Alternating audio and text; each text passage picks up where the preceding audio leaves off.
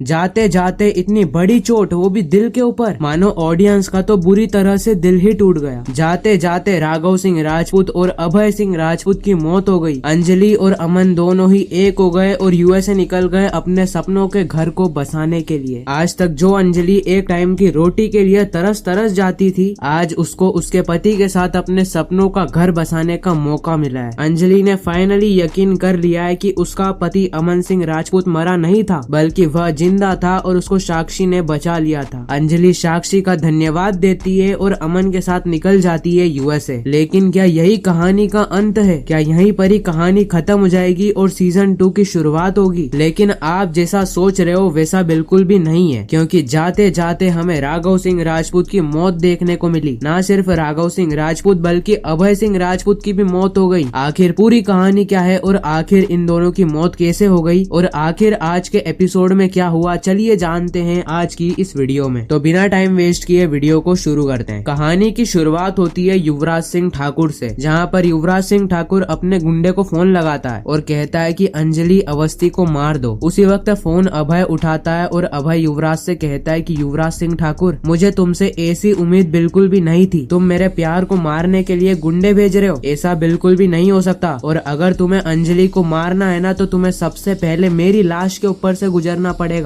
इस वक्त तक युवराज सिंह ठाकुर अभय से कहता है कि अभय सिंह राजपूत, तुम वहाँ पर क्या कर रहे हो? और वैसे भी मुझे अंजलि को मारना है, ना कि तुम्हें। और वैसे भी अंजलि ने मेरी जिंदगी के अंदर मुझे बहुत ज्यादा परेशान करा है। आज वह दिन है कि मैं अंजलि को खत्म कर दूं, पूरी तरह से मिटा दूं। अभय सिंह राजपूत कहता है कि तुम मेरे प्यार को नहीं मिटा सकते। मेरे प्यार को मारने के लिए तुम्हें सबसे पहले मेरी लाश के ऊपर से गुजरना पड़ेगा। युवराज सिंह ठाकुर अभय से कहता है कि अभय सिंह राजपूत, तुम अंजलि के साथ क्या कर रहे हो वहाँ पे? अरे यहाँ पर तुम्हारे छोटे भाई अमन सिंह राजपूत की सगाई हो रही है और उसके बाद शादी होने वाली है। अभय युवराज से कहता है कि मैं अंजलि को यहाँ से भगा कर ले जाऊंगा। मैं अंजलि, मेरे प्यार को यहाँ से ले जाऊंगा सीधे राजपूत परिवार। अंजलि को मारने से पहले तुम्हें मेरी लाश के ऊपर से गुजरना पड़ेगा। युवराज सिंह ठाकुर कहता है कि ठीक है अभय सिंह राजपूत, हम अंजलि को नहीं मारते और मेरे गुंडे तुम्हारी मदद करेंगे अंजलि को राजपूत परिवार में ले जाने के लिए। अभय इस वक्त तक युवराज से कहता है कि अमन की शादी काव्या से जल्द करवा दो, नहीं तो वह मेरी जिंदगी में मुझे परेशान करने के लिए वह अंजलि के आगे पीछे घूमता रहेगा। इस वक्त तक युवराज सिंह ठाकुर कहता है कि अमन की शादी तो यहाँ पर काव्या से हो ही रही है, उसकी टेंशन तुम मत लो अभय, मैं काव्या से अमन की शादी करवा कर ही रहूंगा। अभय इस वक्त तक अंजलि से कहता है कि चलो अंजलि, तुम्हारा अब जाने का वक्त आ चुका है। मैं तुम्हें मारने की बात नहीं कर रहा हूँ, बल्कि मैं तुम्हें राजपूत परिवार में ले जाने की बात कर रहा हूँ। राजपूत परिवार में चलो, राजपूत परिवार तुम्हारा स्वागत करेगा। अगर तुम मेरी पत्नी बनकर चलोगी तो मैं तुमसे बहुत ज्यादा प्यार करता हूँ, वो भी शुरू से। मैंने आज तक गिनी से कभी भी प्यार नहीं किया है। जब भी कोई मेरी पत्नी का नाम लेता है ना, तो मेरे मुंह पर सीधे एडवोकेट अंजलि अवस्थी आता है। अभय इस वक्त तक अंजलि से कहता है कि चलो अंजलि। अंजलि इस वक्त तक अभय से कहती है कि अभय, तुम गिनी के पति हो, मेरी बहन के पति हो, तुम यहाँ पर क्या कर रहे हो? और वैसे भी मैं तुम्हारे साथ चलने वाली नहीं हूँ, मुझे कहीं भी नहीं जाना है और राजपूत परिवार में तो बिल्कुल भी नहीं, क्योंकि मैंने देख लिया कि राजपूत परिवार किस तरह से मेरी इज्जत करता है। और वैसे भी अगर मैं तुम्हारी पत्नी बनकर चलूंगी ना, तो मेरी कोई भी इज्जत नहीं करेगा। सभी लोग मुझे राजपूत परिवार की मेड बनाकर रखते हैं। और वैसे भी अभय सिंह राजपूत, तुम यह क्या कह रहे हो? तुम मेरी दीदी के पति हो, ना कि मेरे पति। और दोबारा ऐसा सोच भी मत लेना, मेरा सिर्फ एक ही पति है, अमन सिंह राजपूत, जो कि मर चुके हैं। मेरी जिंदगी में अब किसी की भी जगह नहीं है, सिर्फ एक इंसान को छोड़कर, जो कि है अमन सिंह राजपूत, जो कि मेरे दिल में बसे हैं, जो कि मेरे दिमाग में बसे हैं। सुबह शाम मैं उनका नाम लेकर अपनी जिंदगी काट रही हूँ। इस तरफ हम देखते हैं अमन को, जहाँ पर अमन शादी के मंडप में आ जाता है। इस वक्त तक अमन को बिल्कुल भी पता नहीं था कि शादी के मंडप में काव्या बैठी हुई है, क्योंकि अमन काव्या से सबसे ज्यादा नफरत करता है। भले ही काव्या ने अमन को सबसे पहले पहचाना, अंजलि अमन को नहीं पहचान पाई, राघव सिंह राजपूत अमन को नहीं पहचान पाए, यहाँ तक कि परिवार में से कोई भी अमन को नहीं पहचान पाया, लेकिन सिर्फ और सिर्फ काव्या ने अमन को पहचान लिया। लेकिन फिर भी अमन काव्या से सबसे ज्यादा नफरत करता है, क्योंकि अमन नहीं चाहता कि वह काव्या से शादी करे, अपने आने वाले जीवन के अंदर वह काव्या के साथ रहे। अमन काव्या से दूर भागता है, लेकिन मंडप के अंदर जैसे ही अमन काव्या की शक्ल देखता है, वैसे ही अमन के पांव तले जमीन खिसक जाती है। अमन को बिल्कुल भी समझ में नहीं आ रहा होता है कि आखिर मंडप में तो अंजलि थी ना, अरे अंजलि की जगह यहाँ पर काव्या कैसे आ गई? मुझे सब समझ में आ गया युवराज सिंह ठाकुर, मुझे सब समझ में आ गया कि पूरा परिवार मिलकर मुझे पागल बना रहा है। मुझे पता है कि किस तरह से इन लोगों ने मुझे नारियल पानी पिलाया था, किस तरह से उसके अंदर ड्रग्स डालकर मुझे पिला दिया गया था ताकि मैं बेहोश हो जाऊं और बेहोश होने के बाद मुझे दूल्हे का गेटअप दे दिया जाए और मुझे काव्या के साथ शादी करने के लिए मंडप में बिठा दिया जाए। लेकिन मैं ये शादी बिल्कुल भी नहीं कर सकता, सॉरी। अमन वहाँ से भागने लगता है, लेकिन युवराज सिंह ठाकुर अमन को धक्का देता है और कहता है कि अमन सिंह राजपूत तुम्हें मेरी बात माननी ही पड़ेगी। अमन सिंह राजपूत तुझे मेरी बहन के साथ शादी करनी ही पड़ेगी। अमन सिंह राजपूत मेरी बहन तुमसे बहुत ज्यादा प्यार करती है। काव्या तुम्हें पूरी जिंदगी भर खुश रखेगी, इतना खुश रखेगी जितना खुश तुम्हें अंजलि ने कभी भी नहीं रखा है। अमन इस वक्त तक युवराज से कहता है कि मेरी जिंदगी के अंदर सिर्फ एक ही लड़की की जगह है जो कि है एडवोकेट अंजलि अवस्थी। सॉरी, मैं काव्या से शादी नहीं कर सकता क्योंकि मेरा पहला प्यार अंजलि है और मैं अंजलि के अलावा और किसी से भी प्यार नहीं करता। यहाँ तक कि अब तो मैंने अपने पिता से भी प्यार करना छोड़ दिया है। यह वही राघव सिंह राजपूत है जो कि अपने बेटे को बेटा नहीं मानते। अरे लालत है इनके ऊपर जो कि अपने बेटे को नहीं पहचान पाए। काव्या तक ने पहचान लिया लेकिन मेरे पिता नहीं पहचान पाए। इस वक्त तक राघव सिंह राजपूत अमन के पास आते हैं और अमन से कहते हैं, अमन सिंह राजपूत क्या तुम सही में अमन हो? क्या तुम मेरे बेटे अमन हो? इस वक्त तक अमन कहता है कि मैं आपका बेटा ही हूँ और वैसे भी अगर आप मेरे ऊपर भरोसा नहीं करना चाहते ना तो ठीक है, आज शाम को मेरी फ्लाइट है। मैं यहाँ से हमेशा हमेशा के लिए दूर चला जाऊंगा और अपने सपनों का घर बसाऊंगा। आप लोगों के पास मुझे बिल्कुल भी नहीं रहना है। आप लोग एक नंबर के ठरकी इंसान हो जो कि अपने बेटे को नहीं पहचान पाए। अरे मुझे सारी चीजें याद है, किस तरह से मैं मरा था, किस तरह से युवराज सिंह ठाकुर ने मुझे मारने की कोशिश करी थी और यह सभी चीजों के अंदर भजन सिंह भी शामिल था। यह सभी लोग मिलकर मुझे मारना चाहते थे, मुझे कम अंजलि को ज्यादा मारना चाहते थे, लेकिन अंजलि तो नहीं मरी लेकिन मैं मर गया। लेकिन उस समय मुझे बचाने वाली सिर्फ एक ही व्यक्ति थी जो कि थी साक्षी। अगर साक्षी मुझे सही समय पर बचाने नहीं आती तो आज मैं आपके सामने खड़ा नहीं होता। लेकिन राघव सिंह राजपूत, आपको तो मुझे पिता कहते हुए भी शर्म आ रही है। आप अपने बेटे को नहीं पहचान पाए ना, आपके ऊपर लालत है। इस वक्त तक राघव सिंह राजपूत अमन से कहते हैं कि अमन क्या तुम सही में मेरे अमन हो? इस वक्त तक राघव सिंह राजपूत अमन के ऊपर भरोसा करने लगते हैं और अमन से कहते हैं कि अमन बेटा तू जा तू अंजलि के साथ रह, बेटा तेरा हक है। जा बेटा तू अंजलि के पास चले जा। इतने समय से अंजलि तेरा इंतजार कर रही है, इतने समय से अंजलि तेरी पूजा कर रही है, तेरी तस्वीर के सामने बैठकर 24 घंटे रो रही है। जा बेटा, अंजलि को तेरी जरूरत है। इस वक्त तक हम देखते हैं कि अमन वहाँ से भागने लगता है और सीधे वह अंजलि के पास भाग रहा होता है। लेकिन उसी वक्त चंद्रभान ठाकुर गोली उठाते हैं और गोली अमन के ऊपर चलाने जा ही रहे होते हैं कि उसी वक्त बीच में आ जाते हैं राघव सिंह राजपूत और हम देखते हैं कि राघव सिंह राजपूत के सीने पर गोली लग जाती है और राघव सिंह राजपूत वहीं पर ही गिर जाते हैं। पूरा ही परिवार राघव सिंह राजपूत के पास आता है और कहता है कि आपके सीने से तो बहुत ज्यादा खून निकल रहा है, आपको जल्द से जल्द हॉस्पिटल जाना पड़ेगा, नहीं तो आपकी मौत भी हो सकती है। इस वक्त तक राघव सिंह राजपूत पूरे परिवार को कहते हैं, अगर मेरे बेटे को उसका प्यार मिल गया और मेरी मौत भी हो गई ना तो वह मुझे चलेगा। लेकिन लालत है इस पिता पर जो कि अपने बेटे को नहीं पहचान पाया। इस तरफ हम देखते हैं अभय सिंह राजपूत को जो कि अंजलि को राजपूत परिवार की तरफ ले जा रहा होता है। उसी वक्त वहाँ पर आता है अमन सिंह राजपूत। अमन अभय के पास आता है और अभय को जोरदार चाटा मारता है और उसके बाद भी अमन रुकता नहीं है, बल्कि अमन अभय से कहता है कि अंजलि मेरा प्यार है, अंजलि के लिए अगर मुझे तुम्हारा मर्डर भी करना पड़े ना तो मैं मर्डर भी करूंगा। अमन इसके बाद भी रुकता नहीं है बल्कि अभय के सिर से खून निकाल देता है। इतना